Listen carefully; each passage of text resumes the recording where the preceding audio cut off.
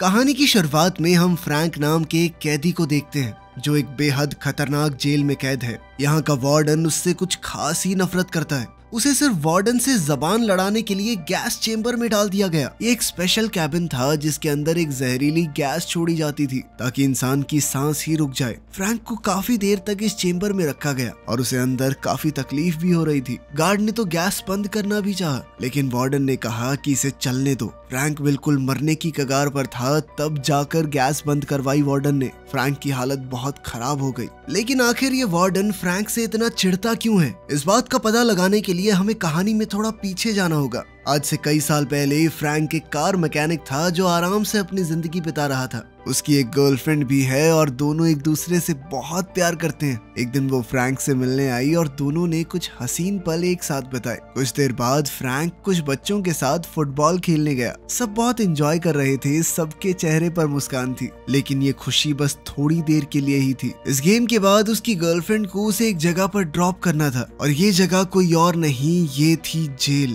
दरअसल फ्रैंक एक अपराधी था जिसे जेल हुई थी, लेकिन किसी बड़े या खतरनाक केस में नहीं। उसे एक मामूली सी जेल में रखा गया था, एक ऐसी जेल जहां ज्यादा खतरनाक क्रिमिनल्स नहीं होते थे। उस जेल के सभी लोग बहुत ही खुश मिजाज और मिलनसार थे और वहां फ्रैंक सबका फेवरेट था। वो कभी कोई रूल नहीं तोड़ता था और इसी वजह से पुलिस वालों ने उसे हर हफ्ता एक दिन घर जाने की परमिशन दे दी थी। दरअसल उसके एक गुरु थे जिन्होंने बचपन से उसे अमेरिकन फुटबॉल खेलना सिखाया था। उनकी फ्रैंक बहुत ज्यादा इज्जत करता था। एक दिन उनके ऊपर अचानक ही कुछ लोगों ने हमला कर दिया। फ्रैंक खुद को रोक न सका और उसने उन गुंडों को पीट पीट कर अधमरा कर दिया और उन्हें इतना बुरा मारा कि कोर्ट ने उसे सजा के तौर पर जेल भेज दिया। और जब उसके इस गुरु की मौत होने वाली थी तो फ्रैंक ने जेल के वार्डन से रिक्वेस्ट की कि वो अपने गुरु से एक आखिरी बार मिलना चाहता है, वो भी बस 1 घंटे के लिए। लेकिन वार्डन ने साफ इनकार कर दिया क्योंकि वो अपने गुरु के पास किसी भी हालत में जाना चाहता था। इसलिए फ्रैंक जेल से भाग गया। अपने गुरु के आखिरी पलों में वो उसके साथ था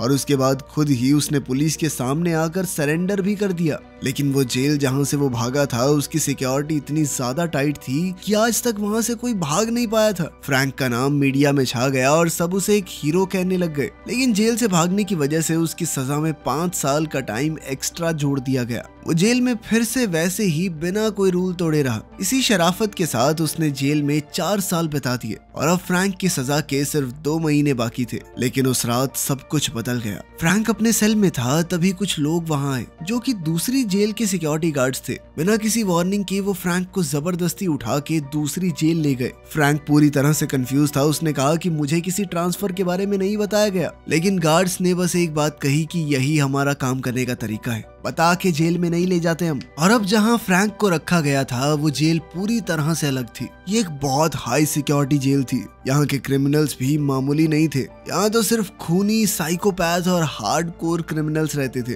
और सबसे शॉकिंग बात ये थी कि इस जेल का वार्डन वही था जिसकी पहली जेल से फ्रैंक भागा था। और हुआ ये था कि फ्रैंक के भागने के बाद उस वार्डन की इज्जत मिट्टी में मिल गई थी। उसे उसके पद से डिमोट भी कर दिया गया। साथ ही उसके साथ काम करने वाले लोग उसका मजाक भी उड़ाने लगे। इसलिए अब वो फ्रैंक से बदला लेना चाहता था।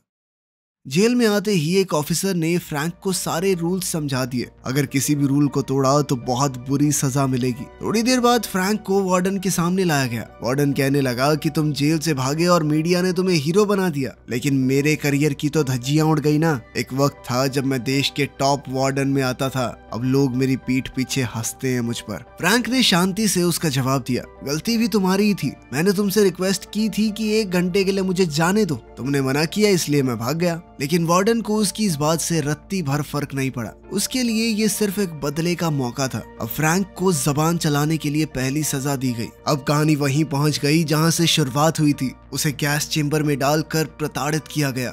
इस जेल में एक बहुत खतरनाक कैदी था जिसका नाम है चिंक। उससे सब लोग डरते थे क्योंकि वो वार्डन का खास आदमी था। वार्डन ने उसे भी कह दिया कि फ्रैंक को सबक सिखाना है। ये आदमी 2 महीने बाद छूटने वाला है, तब तक अधमरा कर दो इसे। एक दिन जब फ्रैंक अपने सेल के बाहर ग्राउंड में था, चिंक और उसके लोगों ने फ्रैंक को घेर लिया। चिंक के हाथ में एक नुकीला बर्फ तोड़ने वाला औजार भी था जो किसी को भी एक झटके में मारने के लिए काफी था। लेकिन जैसे ही वो अटैक करने वाला था, एक सिक्योरिटी ऑफिसर वहां आ गया। उसने चिंक के हाथ में वो हथियार देख लिया और जैसे ही वो चिंक के करीब आया उसे हथियार के साथ पकड़ने, तभी चिंक ने भीड़ का फायदा उठाकर हथियार को लोगों की मदद से छुपा दिया। ऑफिसर ने फ्रैंक से पूछा कि क्या चिंक के पास कोई हथियार था। फ्रैंक ने कुछ सोचकर साफ इनकार कर दिया, क्योंकि वो यहाँ किसी भी तरह की लड़ाई से बचना चाहता था। वो चाहता था कि मैं आजाद होकर दोबारा अपनी जिंदगी में लौट जाऊं। और फ्रैंक जेल में साफ सफाई का काम करने लगा। तभी उसके पास एक और कैदी आया जिसका नाम था डैलिस। डैलिस ने फ्रैंक से कहा कि जिस जेल से तू भागा था, मैं भी वहीं एक कैदी था। तू वाकई में एक जीनियस है भाई। देखिए वार्डन तुझे वैसे भी जीने नहीं देगा, हम दोनों भाग निकलते हैं यहाँ से। लेकिन फ्रैंक ने उसे मना कर दिया, क्योंकि उसे भागने की जरूरत ही नहीं थी। 2 महीने में तो उसकी सजा वैसे भी खत्म हो जाएगी। पर फिर भी डैलिस के मन में कहीं ना कहीं था कि हो सकता है कल को ये मान जाए। तो उसने कहा कि मैं तुझे गैराज में मैकेनिक का काम दिलवा सकता हूँ, जिसके लिए फ्रैंक तुरंत ही राजी हो गया। वो फ्रैंक को गैराज में ले गया, लेकिन वहाँ के हेड मैकेनिक ने फ्रैंक को काम देने से मना कर दिया, क्योंकि वो कोई ऐसा कारीगर चाहता था जिसे काम का एक्सपीरियंस तो हो, सब कुछ सिखाना ना पड़े। अब डैलिस ने फ्रैंक को अपना प्लान बताया कि मैं एक ऊपर जाने वाले पाइप में घुसकर भागने की सोच रहा हूँ। फ्रैंक ने उसे समझाया कि उस पाइप के अंदर टेम्परेचर इतना ज्यादा है कि वो जिंदा ही नहीं बच पाएगा। और ये सुनकर डैलिस का चेहरा उतर गया। अगले दिन मेस हॉल में एक नया कैदी आया जिसका नाम था बियनो। बियनो थोड़ा सा भोला था और सब उसे परेशान करते थे। फ्रैंक ने उसकी मदद की और उसके साथ जाकर बैठ गया। बियनो ने साफ कहा कि मैं किसी गैंग में नहीं जाना चाहता। वो दोनों बातचीत कर ही रहे थे कि तभी एक कैदी ने किसी और को उसी बर्फ तोड़ने वाले हथियार से मार दिया। बियनो ये देखकर बहुत डर गया। फ्रैंक ने उससे कहा कि अगर तुमने कोई ग्रुप ज्वाइन नहीं किया तो आज नहीं तो कल ऐसा ही होगा तुम्हारे साथ। जिसके बाद बियनो अब फ्रैंक और डैलिस के ग्रुप में शामिल हो गया। अगले दिन चिंक ने फ्रैंक को एक रग्बी मैच के लिए चुनौती दी और फ्रैंक इसके लिए मान भी गया। और फिर शुरू हुआ एक खतरनाक मैच जिसमें चिंक और उसके लोग चीटिंग कर रहे थे और बार बार गेम के बहाने जबरदस्ती फ्रैंक पर हमला कर देते। लेकिन फ्रैंक एक जबरदस्त खिलाड़ी था और वो पहले से जानता था कि ये कुछ तो गड़बड़ करेंगे। वो उनके हर एक हमले का मुंह तोड़ जवाब दे रहा था। इसी मैच को हेड मैकेनिक भी देख रहा था, जिसने फ्रैंक को गैराज में काम देने से मना किया था। जब उसने फ्रैंक को खेलते हुए देखा तो वो अंदर तक हिल गया। वो फ्रैंक की मेहनत और हिम्मत से इम्प्रेस हो गया। अब वो खुद मैच खेलने उतरा और उसने सबकी धुलाई करनी शुरू कर दी। उसका साथ मिलने से फ्रैंक की टीम ये मैच जीत भी गई। मैच के बाद उसने फ्रैंक से कहा कि तुम कल से गैराज में काम कर सकते हो। अगले दिन फ्रैंक गैराज गया जहां हेड मैकेनिक ने उसे पूरी जगह दिखाई। वहां एक मस्टैंग कार खड़ी थी, एक पुरानी खराब गाड़ी। मैकेनिक ने कहा कि ये मेरी पसंदीदा गाड़ी है, लेकिन अब इसका इंजन पूरी तरह खत्म हो चुका है, अब ये कभी नहीं चलेगी। जिस पर फ्रैंक ने पूछा कि क्या एक बार में इसे ठीक करने की कोशिश कर सकता हूँ। मैकेनिक ने मुस्कुराते हुए कहा कि अगर तुमने ये गाड़ी ठीक कर दी ना तो तुम जो कहोगे वो कर दूंगा मैं। फ्रैंक ने तुरंत काम शुरू कर दिया। उसने बहुत सी किताबें पढ़ी और इंजन को खोला। उसने पूरी शिद्दत से इस गाड़ी के ऊपर काम किया और कुछ ही दिनों में मस्टैंग का इंजन फिर से चालू हो गया। उसने कार को पेंट भी किया और कार एकदम नई बन गई। अब फ्रैंक गाड़ी में बैठकर उसे चलाने वाला था। बियानो भी फ्रैंक के साथ इस गाड़ी में बैठा। बियानो ने बताया कि उसे गाड़ी चलानी नहीं आती, जिसके बाद फ्रैंक ने उसे ड्राइविंग भी सिखाई। तब बियानो ने इमोशनल होकर पूछा कि क्या मैं कभी इस गाड़ी को दोबारा चला पाऊंगा, जिस पर फ्रैंक ने सिर्फ एक शब्द कहा, नहीं। बस ये सुनने की देर थी और अब वो मस्टैंग गाड़ी को जबरदस्ती ग्राउंड पर ले गया, जहाँ उसने उस गाड़ी के 2-3 चक्कर लगवा दिए। ग्राउंड में हो रहा शोर शराबा सुनकर वार्डन वहाँ आ गया और उसने सब कुछ देख लिया।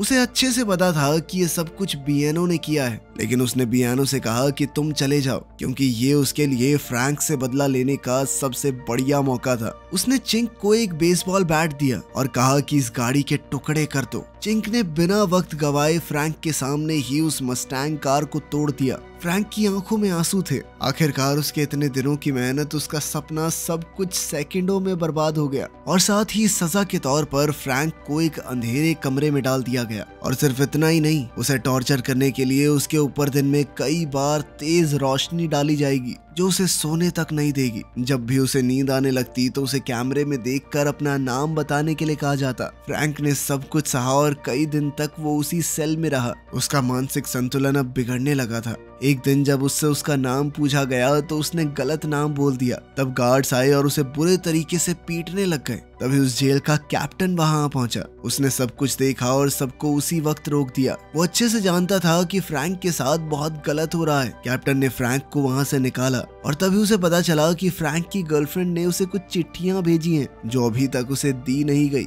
आज पहली बार उसे वो सारे खत दिए गए। फ्रैंक ने उन्हें पढ़ा। हर एक चिट्ठी में ढेर सारा प्यार था, ढेर सारी उम्मीद थी। फ्रैंक बहुत ही खुश हुआ और उसे महसूस होने लगा कि शायद अब सब ठीक हो जाएगा। अब वो उस अंधेरे कमरे से बाहर निकलकर अपने दोस्तों से मिलने गैराज गया। वहाँ बियानो ने उससे माफी मांगी और कहा कि सजा का हकदार मैं था, मुझे माफ कर दे भाई, मैंने गलती कर दी बहुत बड़ी। इस पर फ्रैंक ने कहा कि इस बात से अब कोई फर्क नहीं पड़ता। मैं इस जेल में 40 दिन बिता चुका हूँ, सिर्फ 20 दिन बाकी हैं और फिर मैं आजाद हो जाऊंगा। अगले दिन जब फ्रैंक मेस में खाना खा रहा था तो चिंक उसके पास आया। उसने फ्रैंक की प्लेट उठाई और ले गया, लेकिन फ्रैंक ने कुछ नहीं कहा। पर उसके दोस्तों ने फ्रैंक को अपनी प्लेट से थोड़ा थोड़ा खिलाया। वार्डन को जब ये बात पता चली तो वो और भी गुस्सा हो गया। उसने चिंक को बुलाया और कहा कि कुछ भी ऐसा करो जिससे फ्रैंक की सजा बढ़ जाए। जिसके बाद चिंक और उसके लोगों ने एक नया प्लान बनाया। उसने फ्रैंक और बियानो दोनों को जिम रूम में बुलाया और वहाँ दोनों पर हमला कर दिया। उन्हें खूब मारा गया और बियानो को तो खास तौर पर टारगेट बनाया गया। चिंक ने एक बहुत भारी बेंच प्रेस वाली रॉड को बियानो के ऊपर गिरा दिया। बस उसी वक्त दर्द के मारे बियानो की मौत हो गई। जब फ्रैंक को ये पता चला तो उसके गुस्से का कोई ठिकाना नहीं था। उसे पता था कि ये सब उसे जेल में रखने के लिए हो रहा है। वार्डन तो चाहता ही था कि फ्रैंक चिंक से लड़े और इसके लिए अब उसने सारी हदें पार कर दी थी। फ्रैंक ने सोच लिया कि अब वो भी चुप नहीं रहेगा। अब वो बाहर गया चिंक और उसके साथियों के सामने और अब वो उन सबको बुरी तरह पीटने लगा।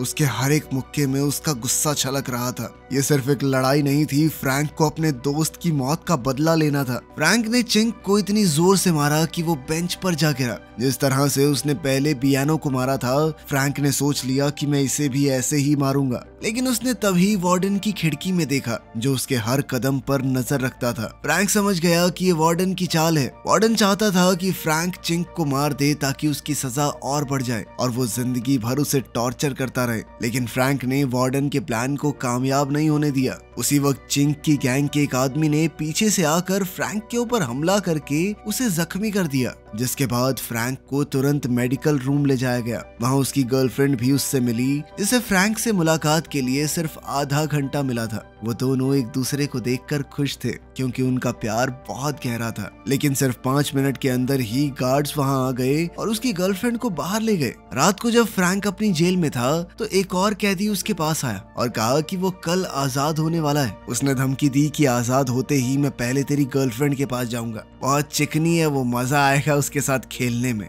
उसके पास फ्रैंक की गर्लफ्रेंड की फोटो भी थी। इस बात से फ्रैंक बहुत परेशान हो गया और उसने गार्ड्स से फोन करने की परमिशन मांगी, लेकिन गार्ड्स ने मना कर दिया। तभी डैलिस वहां आया और फ्रैंक ने कहा कि मुझे यहाँ से भागना है भाई, जल्द से जल्द। डैलिस ने कहा कि तेरी सजा तो कुछ ही दिनों में खत्म होने वाली है, तो तू भागने की क्यों सोच रहा है। लेकिन फ्रैंक ने बताया कि अगर वो यहाँ से नहीं निकला तो कोई उसकी गर्लफ्रेंड को मार देगा। इसीलिए दोनों ने मिलकर जेल से भागने की प्लानिंग शुरू की।